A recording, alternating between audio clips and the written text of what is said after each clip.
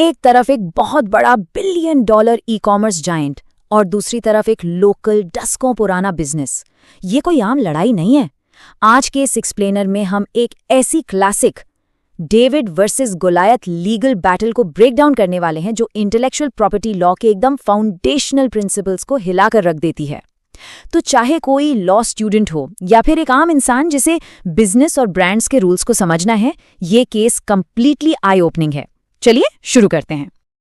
Okay, let's dive into this. आज के explainer का एजेंडा बड़ा ही स्ट्रेट फॉरवर्ड है।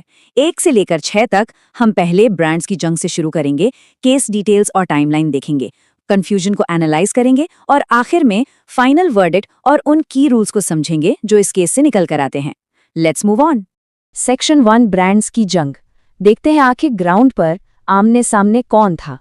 Picture this. लेफ्ट साइड में है मार्क एंटरप्राइजेस। ये दिल्ली बेस्ड एक कंपनी है जो कई दशकों से इलेक्ट्रिकल गुड्स बना रही है। और राइट साइड में फ्लिपकार्ट, एक modern massive e commerce giant जो मार्केट में अपना एक बिल्कुल नया प्राइवेट लेबल उतारने की तैयारी में था। अब यहाँ दोनों के साइज और मार्केट रिकॉग्निशन में लिटरली जमीन आसमान का अंतर है। लेकिन ट्रेडमार्क लॉ में क्या ये साइज मैटर करता है? ये आगे देखना काफी दिलचस्प होने वाला है। Section 2, the official case details. अब थोड़ा लीगली टेक्निकल होते हैं। Now what's really interesting about this slide is ये सारे ऑफिशियल फैक्ट्स जो किसी भी लीगल एनालिसिस का बैकबोन होते हैं। केस का एग्जैक्ट टाइटल है Flipkart India private limited versus Mark enterprises private limited. ये matter high court of Delhi में सुना गया और इसके जज थे ऑनरेबल जस्टिस श्री तेजस खारिया। अगर कोई एग्जैक्ट केस नंबर ढूंढ रहा है तो वो है FAO IPD 46/2021 और फाइनल डेट ऑफ ऑर्डर थी 10 अप्रैल 2026। Section 3, timeline of the conflict. ये लड़ाई आखिर शुरू कब और कैसे हुई? इस क्रोनोलॉजिकल सीक्वेंस पर एक नजर डालिए। 1981 में मार्क ब्रांड को लीगली अडॉप्ट किया गया। Just imagine 1981। फिर फास्ट फॉरवर्ड करते हैं 2017 में, जब फ्लिपकार्ट अपना private label mark you launch करता है। इस लॉन्च के ठीक 1 साल बाद 2018 में ही ट्रायल कोर्ट एक टेम्पररी स्टॉप ऑर्डर इशू कर देती है और तब से कानूनी दाव पेच चलते चलते हम आते हैं 2026 में, जब हाई कोर्ट का फाइनल वर्डिक्ट आता है। 1981 और 2017 के बीच का ये जो मैसिव गैप है ना, यही इस पूरे केस की सबसे बड़ी फाउंडेशन है। Section 4, analysing the confusion. Courts आखिर इस ब्रांड कंफ्यूजन को देखती कैसे हैं? यहाँ एक बहुत ही इंपॉर्टेंट लीगल टर्म आता है, डिसेप्टिव सिमिलैरिटी। अगर इसे बिल्कुल प्लेन इंग्लिश में समझें तो इसका मतलब है कन्फ्यूजिंगली अलाइक। यानी क्या एक ऑर्डिनरी कंज्यूमर जिसे इम्परफेक्ट मेमोरी होती है, क्या वो सिर्फ साउंड, लुक या प्रोडक्ट टाइप देखकर एक ब्रांड को दूसरा समझ लेगा? कोर्ट केवल एग्जैक्टली सेम होने को नहीं देखती, कोर्ट ये देखती है कि क्या आम लोगों के दिमाग में कन्फ्यूजन पैदा हो रहा है या नहीं।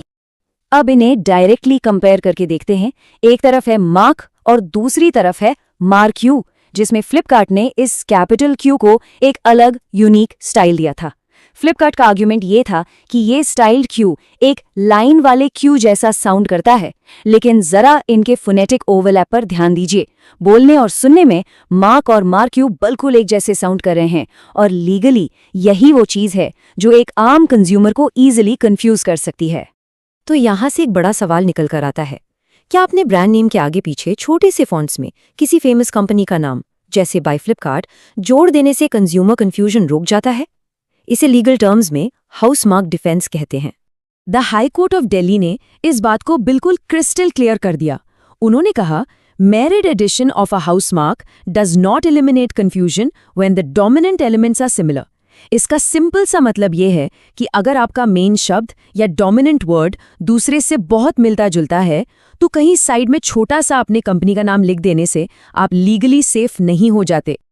अब आते हैं एक और बहुत ही क्रूशियल कॉन्सेप्ट पर, जिसे कहते हैं पासिंग ऑफ। आसान शब्दों में राइडिंग ऑन अनदर्स रेप्यूटेशन। ये तब होता है जब एक नया ब्रांड मार्केट में आता है और बिना किसी एक्स्ट्रा मेहनत के किसी पुराने एस्टैब्लिश ब्रांड की गुडविल का फायदा उठाने लगता है। एक लॉन्ग स्टैंडिंग बिजनेस के 1981 के राइट्स को यहाँ इतनी हेवीली प्रोटेक्ट इसी वजह से किया गया। And this brilliantly illustrates the entire issue. इस चार्ट को देखिए। जब 2017 में इनके बीच ये लीगल कॉन्फ्लिक्ट शुरू हुआ तो मार्क को एक ब्रांड का मार्केट में कितना टाइम हुआ था? 0 ईयर्स। वहीं दूसरी तरफ मार्क एंटरप्राइजेस के पास पिछले 36 सालों का प्रायर यूज था। एक जाइंट ई कॉमर्स प्लेटफॉर्म होने के बावजूद 36 साल की वो एस्टैब्लिश्ड प्रायर रेपुटेशन को कानून ऐसे ही हवा में डिसमिस नहीं कर सकता। लेकिन वेट, कोर्ट ने शुरू में ये टेम्पररी स्टॉप ऑर्डर दिया कैसे था, जिसे लीगली इंटरिम इंजंक्शन कहते हैं? उसके 3 क्लासिक इंग्रेडिएंट्स होते हैं। पहला, प्राइमर फेसी केस, यानी इनिशियली एविडेंस देखकर क्या लग रहा है कि किसका केस स्ट्रांगली एस्टैब्लिश्ड है। दूसरा, बैलेंस ऑफ कन्वीनियंस, क्या ऑर्डर पास ना होने पर किसी एक पार्टी को डिस्प्रोपोर्शनेट हार्म होगा। और तीसरा, इररिपेरेबल इंजरी, एक ऐसी डैमेज जिसे बाद में पैसों से फिक्स नहीं किया जा सकता। इन तीनों कंडीशंस के मीट होने पर ही ये ऑर्डर आता है। Section 5, the final court verdict. चलिए अब क्लाइमैक्स पर आते हैं और देखते हैं कि ऑनरेबल जस्टिस श्री तेजस करिया ने अपना फाइनल निर्णय क्या सुनाया। वर्डिक्ट एकदम स्पष्ट और स्ट्रेट फॉरवर्ड था। दिल्ली हाई कोर्ट ने ई कॉमर्स जायंट की अपील को पूरी तरह से डिसमिस कर दिया और ट्रायल कोर्ट ने जो पहले टेम्पररी स्टॉप ऑर्डर लगाया था, कोर्ट ने उसे पूरी तरह से अपहेल्ड किया और इफेक्ट में बरकरार रखा। इस फैसले के पीछे अपीलेट कोर्ट्स की लिमिटेशंस का एक बहुत बड़ा रोल था। प्रिंसिपल ये है कि अपीलेट कोर्ट अपना खुद का व्यू थोप नहीं सकती, सिर्फ इसलिए क्योंकि उन्हें लगता है कि कोई दूसरा नतीजा ज्यादा प्रेफरेबल होता। वो लोअर कोर्ट के आदेश में सिर्फ तभी इंटरफेयर करेंगे जब ट्रायल कोर्ट का ऑर्डर मैनिफेस्टली परवर्स हो, यानी कि बिल्कुल ही अनरीजनेबल या गलत हो। यहाँ ऐसा कुछ नहीं था। हालांकि प्रैक्टिकल मार्केट रियलिटीज को ध्यान में रखते हुए कोर्ट ने एक फर्म डेडलाइन जरूर दी, मई 15, 2026। ये वो डेट है जिस दिन तक प्लेटफॉर्म को मार्केट से अपने सारे कन्फ्लिक्टिंग स्टॉक्स पूरी तरह से क्लियर या विड्रॉ करने थे। एक क्लीन डिफिनिटिव एंड। सेक्शन 6, की rules to remember.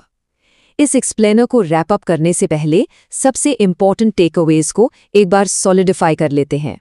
So the crucial point is, नया ब्रांड बनाते वक्त इन प्रैक्टिकल स्टेप्स को हमेशा फॉलो करना चाहिए। स्टेप 1, हमेशा रजिस्ट्री सर्चेस बहुत थरो रखें। स्टेप 2, ऐसे नेम्स बिल्कुल अवॉइड करें जो सिमिलर साउंड करते हैं, उनकी स्पेलिंग चाहे कितनी भी यूनिकली डिजाइन की गई हो। और स्टेप 3, हमेशा इंश्योर करें कि मार्केट में आपके ब्रांड का ओवरऑल कमर्शियल इंप्रेशन बाकियों से बिल्कुल डिस्टिंक्ट और अलग हो। एक final rapid recap in bullet points का। पहला, ट्रेडमार्क लॉ में प्रायर यूज बाद वाले अडॉप्शन को हमेशा बीट करता है। दूसरा, फोनेटिक ओवरलैप को कोर्ट बहुत हेविली वे करती है। तीसरा, छोटे हाउस मार्क्स आपको इन्फ्रिंजमेंट से बचने का फ्री पास नहीं देते हैं। चौथा, एक ऑर्डिनरी कंज्यूमर इसे कैसे परसीव करता है, यही इसका अल्टीमेट टेस्ट माना जाता है। और पांचवा, appellate courts naturally initial stop orders को रेयरली ही ओवरटर्न करती हैं। इस लीगल एक्सप्लेनर को हम एक बहुत ही थॉट प्रोवोकिंग सवाल पर एंड करेंगे। अगर एक मल्टी बिलियन डॉलर प्लेटफॉर्म 1981 के एक लोकल ट्रेडमार्क को लीगली ओवरपावर नहीं कर पाया, तो सोचिए, क्या आज के टाइम में कोई भी जायंट ब्रांड प्रायर यूज की इस कानूनी शक्ति से ट्रूली सेफ है? ये थी प्रायर यूज के पावर और ट्रेडमार्क लॉ की एक क्लासिक डेविड वर्सेस गोलाइथ स्टोरी। आशा है इससे ब्रांड राइट्स और लीगल सिस्टम्स के बारे में आपको एक नई और क्लियर पर्सपेक्टिव मिली होगी।